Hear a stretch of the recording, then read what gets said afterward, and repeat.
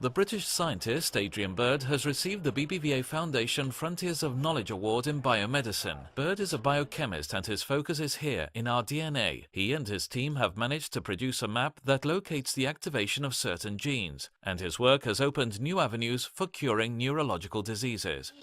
One such disease is Rett syndrome, a severe form of autism that in Spain affects about 2,000 girls. Those affected can't speak. They don't have complete control over their movement, and they suffer severe intellectual disabilities. Everything seems to point to a deactivated gene. Since Rett syndrome is not accompanied by neuronal death, we asked if you put MECP2 back, do they become fully functional neurons again?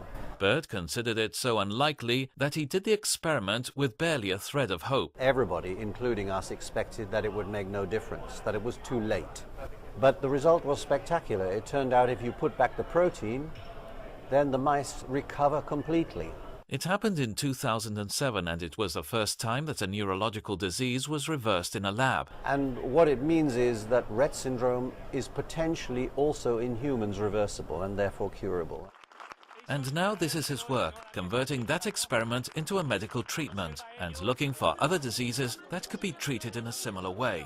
It does make one ask the question for other neurological disorders, which we tend to view as irrevocable.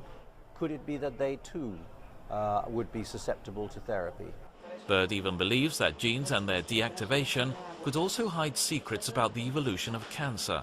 It seems pretty clear that some genes are switched off that should not be switched off, and this facilitates the development of cancer. There's no doubt that there are thousands of people waiting for this British biochemist to continue providing answers.